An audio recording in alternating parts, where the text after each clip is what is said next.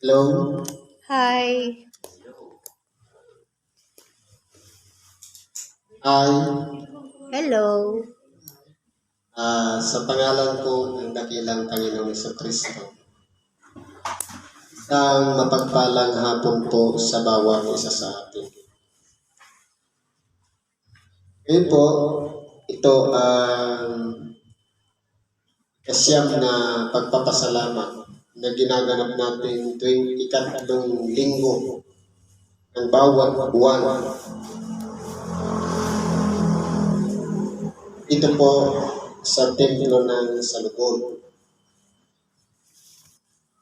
Palad po tayo kung nakabuo tayo ng siyam na pasalamat na patuloy na dumadako at nagkakaroon ng pakikiisa sa pamamagitan ng mga gawain at pakikinig ng Ebanghelyo na siyang nagiging gabay sa ating pang-araw-araw na pamumuhay.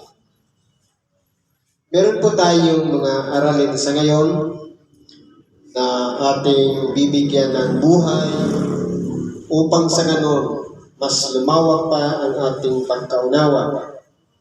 Bagamat ang mga sitas na ito ay kumbaga pangkaraniwan na sa atin, sapagkat kumbaga lagi na natin itong nababasa, lagi na nating napapakinggan. Subalit, bakit kinakailangan inuulit at ibinabahagi pa rin nang sa ganun manariwa sa ating mga pag-iisip kung ano ba ang kahulugan ng aral na nais ipahatid sa bawat isa sa atin. Kapag nararanasan natin ang pagkaunawa ng Ebanghelyo sa makatuwid bagay kung tayo'y sa pamamagitan ng pakikinig natin at pag-a-analyze ng mga Ebanghelyo o mga sitas, doon natin malalaman ang mga komplikasyon ng bawat salita. Ngayon po, dako tayo dito po sa isang sitas. Sabi po dito sa Ebanghelyo ni San Lucas, sa Kapitulo 14, versikulo 7 hanggang sa 14. At nagsalita siya ng isang talinghaga sa mga inanyayahan nang mamasdan niya na kanilang pinipili ang mga pangulong luklukan na nagsasabi sa kanila, pagka inaanyayahan ka inumang tao sa kasalan, huwag kang uupo sa pangulong luklukan. Baka mayroon siyang anyayahang lalong marangal na tao kaysa iyo at lumapit yaong nag-anyaya sa iyo at sa kanya sabihin sa iyo, bigyan mong puwang ang taong ito. At kung magkagayon magpapasimula kang mapahiya na mapalagay ka sa dakong kababa-babaan. Kundi pagka inaanyayahan ka ay pumaroon ka tungkol sa dakong kababa-babaan upang kung dumating ang nag-anyaya sa iyo at sa iyo'y sabihin niya, kaibigan, pumaroon ka sa lalong mataas. Kung magkagayoy magkakaroon ka ng kaluwalhatian sa harap ng lahat ng mga kasalubong na kaupo sa dulang. Sapagkat ang bawat nagmamataas ay mabababa at ang nagpapakataas o nagpapakataba ay matataas.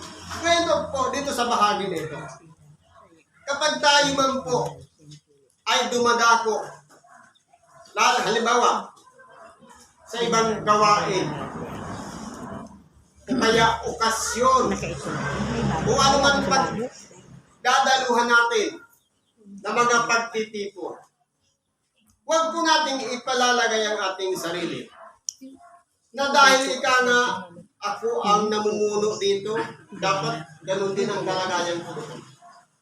Na ako ika nga tagatala dito, dapat tagatala din ako doon. Hindi po. Sabi nga, mas maigi pa na maging katulad lang tayo ng ordinaryo. Ginawa po yan halimbawa ng ating dakilang Panginoon. Siya, anak ng Diyos. Hinubad niya yun. nag-anyong alipin, nagtitulad sa mga tao. Anong naging buhay niya dito sa ibabaw ng sanglibutan? Hindi po siya nakatagaran. Naging anak ng isang anluwagi o kaya panday o karpintero. Walang iba yung mga gawain sa kahoy. Kaya nga po malakas ang katawan ng ating dakilang Panginoon. Sapagkat yung gawain sa kahoy, malalakas po talagang mga katawan. Lalo ng mga panahon na yun na hindi pa uso ang mga patalim. Halimbawa, yung pagkakata, yung pagtitistis ng kahoy. Kung hindi yung bihasa talaga yan, at sanay na sanay ang katawan mo na malakas, hindi mo magagawa yan maging isang panday. Kaya po, sa kalagayan ng ating dakilang Panginoon, bagamat siya nasa anyong Diyos, hinubad niya yun. Nag-anyo siyang katulad ng isang alipin. Sa makatuwid, ang alipin ay tagasunod. Dapat ganun din po ang kalagayan natin. Huwag nating isipin ang karangalan agad o ang kaluwalhatian agad natin. Ang isipin natin yung kapakumbabaan ng bawat isa, lalong-lalo na sa pagdalo. Halimbawa, binyagan o kaya kasalan. Pag tumalo tayo doon, ang gusto natin, nakaupo tayo doon sa mga presidential table. Ngayon, kung paano kung may inanyayahan pala, yung upuan na yun ay sakto lang pala doon sa inanyayahan. At pagkatapos sabihin sa atin, Brad, sis, huwag ka dyan, dito ka sa secondary. Hindi ba gamang magpapasimula tayong mapaya? Pero kung nandun tayo sa pinakahuli, pinakamababang kalagayan, at pagkatapos nilapitan tayo nang nag-anyaya sa atin sabihin, Brad, sis, huwag ka dyan, doon ka sa presidensyal. Hindi ba magkakaroon tayo ng sariling kaluwalhatian? Parang kagalakan ng ating sarili na mula sa mababa, tinawag tayo para ilagay tayo sa mataas na kalagayan. Kaysa doon sa galing sa mataas na kalagayan na ninasa natin, nung maupo na tayo doon, kinausap tayo, bumaba ka, hindi ka para dyan. Hindi ba magpapasimulang mapahiya?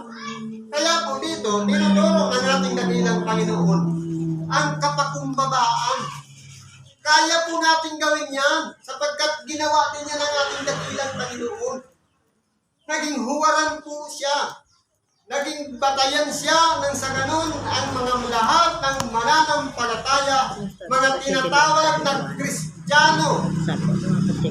Pero nga nyo nagpapatungan, Kristiyano puno, pero hindi naman sumusunod sa aral ng ating dakilang Panginoon. Sapagkat ang hinahangad nila yung mga kataasan, hindi po tawag Kristiyano doon. Sapagkat kahit kung tayo tagasunod ni Kristo na siya'y mapagpakumbaba, dapat mananatili tayong mapagpakumbaba sa ating mga sarili. Sa makatuwid, iniisip natin, yung sinusundan natin na isang mapagpakumbaba, dapat mapagpakumbaba din tayo sa makatuwid. Kung tayo'y nagmamataas sa ating sarili, hindi po si Kristo ang sinusundan natin.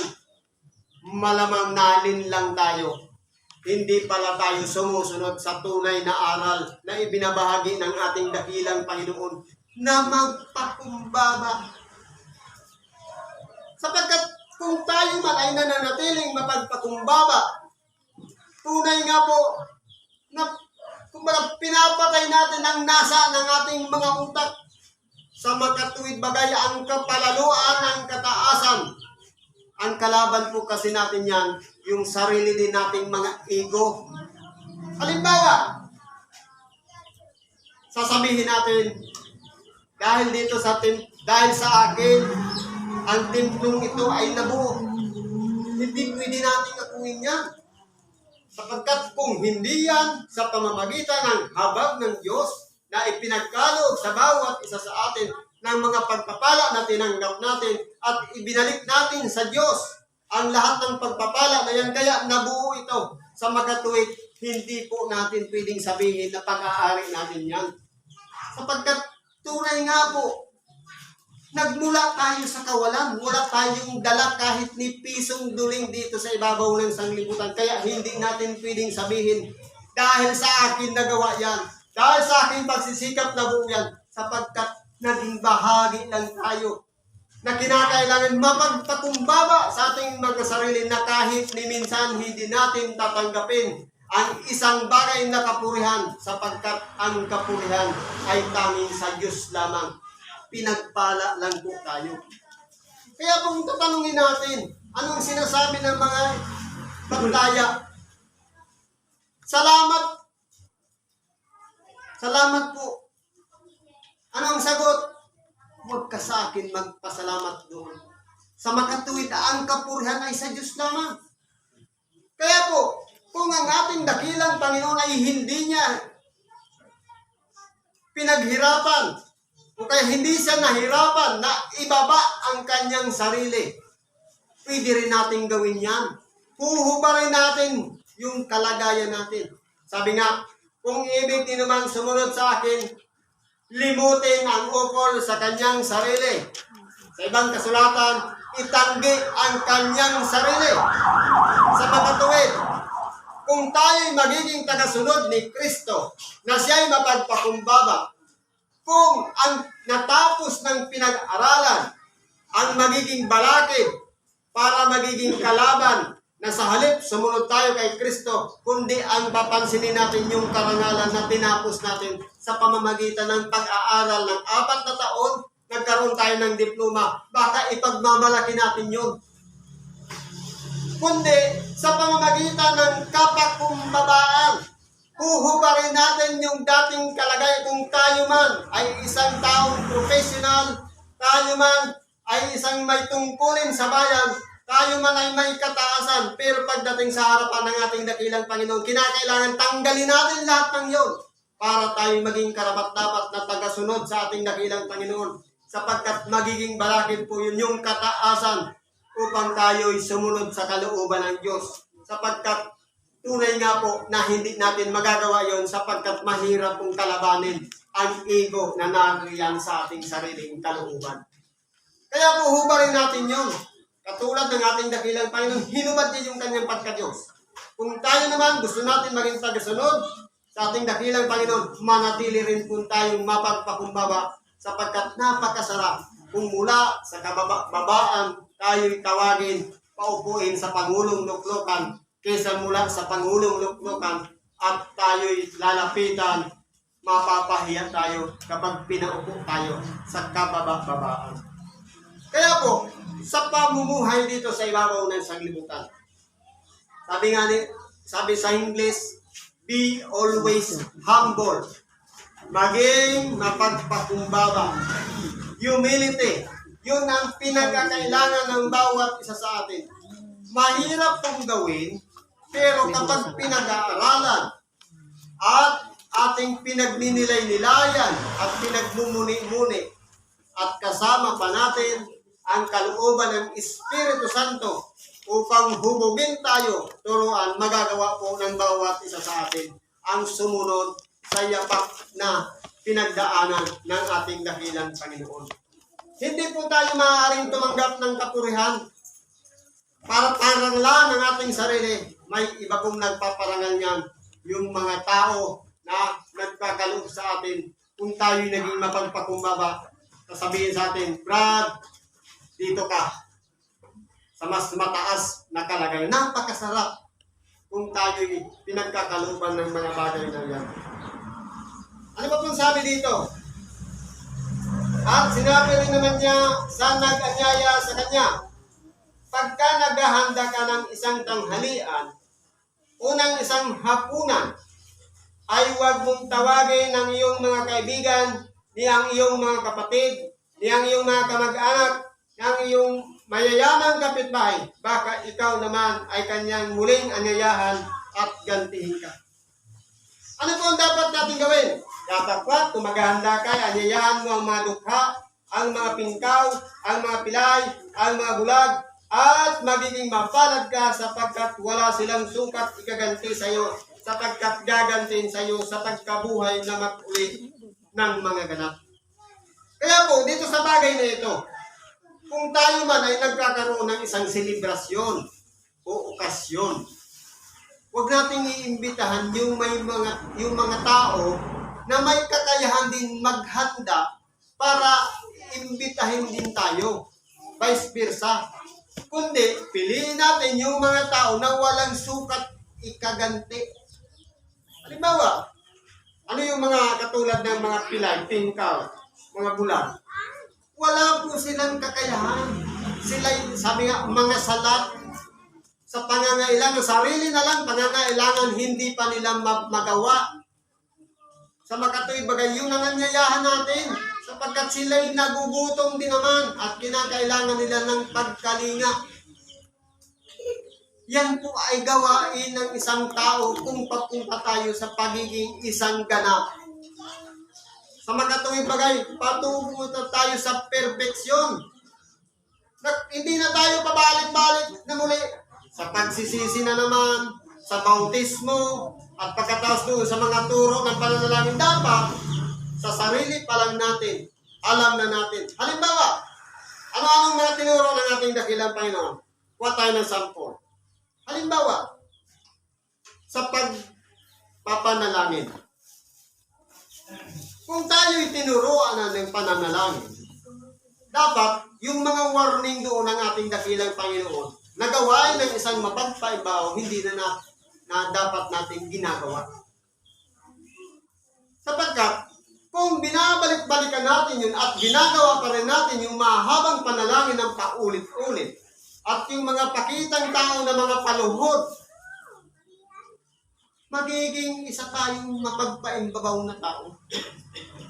Sa makatuwid, paano tayo mapupunta sa pagiging isang ganap kung balik-balik tayo doon? Naturuan na tayo na bawal nga ang manalangin ng sobrang haba, ang manalangin ng paulit-ulit, ang manalangin ng mga paluhod, sa mga lansangan. Pagkatas na anyayahan lang tayo, sumunod naman tayo. Paano tayo magiging ganap? Dapat piniperfect na natin. Sabi nga, practice makes perfect. Sa pagsasanay ng ating sariling katawan, lalong-lalong na sa kabanalan, lalong-lalong na sa pagsunod sa kalooban ng Diyos, doon tayo may mapapakinaran. Kaya po, kung tayo tagasunod ni Kristo, kinakailangan nating sundin ang kanyang kalooban. Hindi yung salit-saling sabi ng mga matatanda. Nakisika nga, ang aking lolo ay naglulubina, o ang aking lula, at yung mga iba naman ay lumuluhod sa rebulto. Dapat, kung tagasunod tayo ni Kristo, ang tinatahak na natin, yung mga pangaral ni Kristo. Yung mga nasulat sa banal na kasulatan, na ang pagluhod pala sa rebulto ay karumalduman. At ang panalangin ng mahaba ay hindi po pala pinakikinggan ng Diyos. Sa makatuwid, kung pinapraktis natin yan, paulit-ulit na ginagawa natin hanggang sa makasanayan natin, magiging na tayong isang ganap. Sa makatuwid, inaayos na natin ang ating mga lakad sa pang-araw-araw na pamumuhay. Hindi na kinakailangan turuan pa tayo ng iba pang turo sapagkat ipinagkaloob na walang iba sa pamamagitan ng ating dakilang Panginoon na dapat na lang nating sundin ang kanyang kalooban. Pero natatalo pa rin tayo ng pita ng naman. Bumabalik na naman tayo sa dating kalagayan. Sa makatuwid, may pagsulong ba tayo? Paano tayo tatawagin mga ganap? Kung binabalik-balikan natin ang pagsisisi na naman ng kasalanan. Kaya po, kung tayo ay sinasay natin ng mabuti na pagkontrol ng ating sariling kalooban na lalong-lalong na yung ibigin mo ang iyong kaaway, idalangin mo ang sayong nagsisiusig. Kung pag-aralan natin, spiritual po yun. Kaaway mo na, yakapin mo pa, ibaka tagain ka na. Kaya ibigin mo ang iyong kaaway, idalangin natin sa pamamagitan na sana'y hilingin natin sa Diyos na mabuksan ang kanilang pag-iisip at sila'y humupa ang galit nila at hindi na tayo awayin. Yun yung pagkakataon sa tayo humingi ng tawad sa kanila. Kaya po, kung titingnan natin, napakahiwaga ng mga pinapahayag ng ating dakilang Panginoon. Paano tayo magiging ganap kung hindi natin alam yung mga turo, yung mga aral na pinahayag ng ating dakilang Panginoon? Paano tayo matututo kung hindi natin napakinggan ang aral? Paano natin pakikinggan kung hindi tayo dumadako ng mga simbahan? sa makatuwid, kinakailangan din natin sanayin ang palaging pagdako ng simbahan para nang sa ganun ang Ebanghelyo ay hindi natin makaligtaan. Yan na yung pamamaraan ng Diyos nang sa ganun malaman ng bawat isa sa atin kung tayo'y tapat sa Kanya sapagkat ang tapat sa Diyos na tagasunod sa ating dakilang Panginoon ginaganap, ipinapakita sa gawa ang pananampalataya na walang iba. Sa bawat gawain, palagi tayong narito at nakikinig ng Ebanghelyo ng Diyos. Kaya kung tayo po, balik na naman sa mga dating gawain, hindi natin mapiperfect yan. Magbuhay man, mag-uli sa mga patay, hindi tayo tatanggap, kundi dahil bumabalik tayo sa dating kalagayan. Kaya po, kung tayo man ay naghahanda o nag-aanyaya, isipin natin yung mga bagay o mga tao na walang sukat igaganti sa bawat isa sa atin. Sapagkat tunay nga nakikita yan ng anak natin sa lihim, siya po ang gaganti sa atin sa huling araw o sa pagbabalik ng ating dakilang Panginoon sa pagkabuhay na mag-uli sa mga patay. Nandoon po yung pinaka-regalo ng Diyos. Yung mga pinagsakripisyohan natin nung tayo nabubuhay sa ibabaw ng sanglibutan. Yan, sa pagbabalik ng ating dakilang Panginoon, nandun yung reward.